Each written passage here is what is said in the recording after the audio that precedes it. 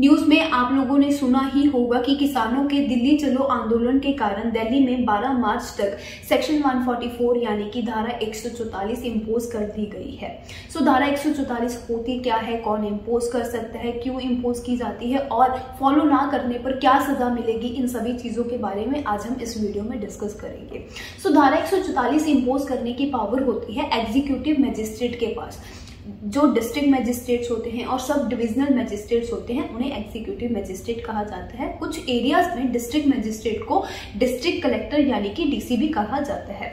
सो इस सेक्शन के अकॉर्डिंग अगर एग्जीक्यूटिव मजिस्ट्रेट को लगता है कि उनके एरिया में कोई भी ऐसी एक्टिविटी हो सकती है जिससे अशांति फैल सकती है, दंगे फसाद हो सकते हैं, ह्यूमन लाइफ को खतरा हो सकता है या फिर पब्लिक और प्राइवेट प्रॉपर्टी का नुकसान हो सकता है, तो वो सेक्शन 144 को इम्पोज कर सकते हैं। और इस सेक्शन के अकॉर्डिंग 5 या 5 से ज्यादा लोगों के इकट्ठे होने पर पाबंदी होती है, आर्म्स पर पाबंदी होती है, यानी कि हथियारों की मूवमेंट नहीं हो सकती। अगर आप हथियारों के साथ या किसी भी ऐसे ऑब्जेक्ट के साथ जिसको आप क्राइम कमिट करने के लिए यूज कर सकते हो उसके साथ पाए जाते हो तो आपके अगेंस्ट एक्शन भी लिया जा सकता है। इस सेक्शन के अंडर इंटरनेट सर्विसेज भी बंद की जा सकती हैं अगर पब्लिक पीस ज्यादा डिस्टर्ब होने की संभावनाएं बढ़ जाती हैं तो। सो सेक्शन 144 है क्या वो पता लग गया, कौन इम्पोज करता है वो भी पता लग गया, क्यों इम्पोज किया जाता है वो भी पता लग गया। अगर आप फॉलो नहीं करते इस ऑर्डर को तो क्या पनिशमेंट मिलेगी। अगर कोई भी पर्सन इस ऑर्डर को डिसओबे करता है और पब्लिक सर्वेंट को अपनी ड्यूटी परफॉर्म करने में रुकावट पैदा करता है तो उसे 1 महीने तक की सजा हो सकती है या फिर उसे फाइन पे करना होगा या फिर इन दोनों ही सजाएं उसे मिल सकती हैं। अगर कोई पर्सन इस ऑर्डर को डिसओबे करता है और उसकी उस एक्टिविटी से ह्यूमन लाइफ को खतरा हो सकता है, हेल्थ और सेफ्टी को खतरा हो सकता है तो उसे मैक्सिमम जेल 6 मंथ्स की हो सकती है और फाइन भी पे करना पड़ सकता है या फिर ये दोनों ही उसे सजाएं हो सकती हैं। थर्ड है कि अगर कोई पर्सन दंगा करते या फिर हथियारों के साथ पाया जाता है तो उसे मैक्सिमम 3 इयर्स की सजा भी हो सकती है। सो पनिशमेंट क्या मिलेगी वो भी हमें पता चल गया। पर क्या अब यहाँ दिल्ली में सेक्शन 144 इम्पोज करने की कोई जरूरत थी? तो सेक्शन 144 समझने के बाद हमें लगता है कि हाँ जरूरत थी। फार्मर्स प्रोटेस्ट करेंगे तो दिल्ली के लोगों को प्रॉब्लम आएगी, पीस मेंटेन नहीं हो पाएगा, तो इसलिए जरूरत थी। लेकिन अगर हम इसी के दूसरे सिनेरियो की बात करें, आर्टिकल 19 ऑफ कॉन्स्टिट्यूशन की बात करें, सो कॉन्स्टिट्यूशन का आर्टिकल 19 हर एक इंडियन सिटीजन को ये फंडामेंटल राइट प्रोवाइड करता है कि उनके पास राइट है पीसफुली प्रोटेस्ट करने का और अपनी बात आगे रखने का।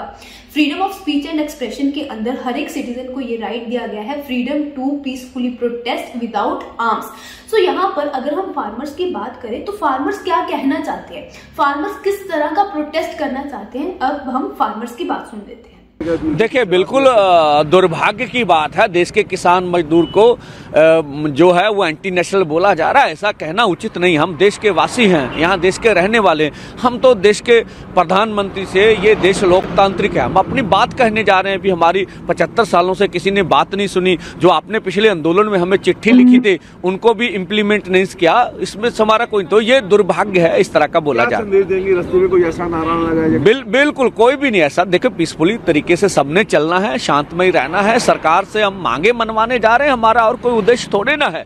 फार्मर्स क्या कहना चाहते हैं, फार्मर्स की बात भी हम लोगों ने सुन ली। तो फार्मर्स का कहना सिर्फ इतना ही है, हम भी इस देश के नागरिक हैं और इस देश के सिटीजन होने के नाते हमारी कुछ डिमांड्स है। इन डिमांड्स के चलते पास्ट में गवर्नमेंट ने हमसे कुछ प्रोमिसेस किए थे जो कि अब तक पूरे नहीं किए गए हैं। गवर्नमेंट से इन प्रोमिसेस को पूरा करवाने के लिए ही हम दिल्ली में ये प्रोटेस्ट करना चाहते हैं। सो अगर हम इस पूरी वीडियो को कंक्लूड करें तो इस वीडियो का मुद्दा फार्मर्स की डिमांडें सही है या फिर गलत है इसके ऊपर नहीं है। इस वीडियो को हमें एक लीगल पॉइंट ऑफ व्यू से ही देखना है।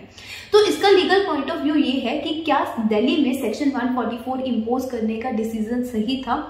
क्या कंक्रीट की दीवारें बनाकर, बैरिकेड्स लगाकर, फार्मर्स के ऊपर टीयर गैस थ्रो करके उन्हें रोकना उनके फंडामेंटल राइट जो कि कॉन्स्टिट्यूशन का आर्टिकल 19 हर एक सिटीजन को प्रोवाइड करता है, फ्रीडम टू प्रोटेस्ट, उसका वायलेशन नहीं है?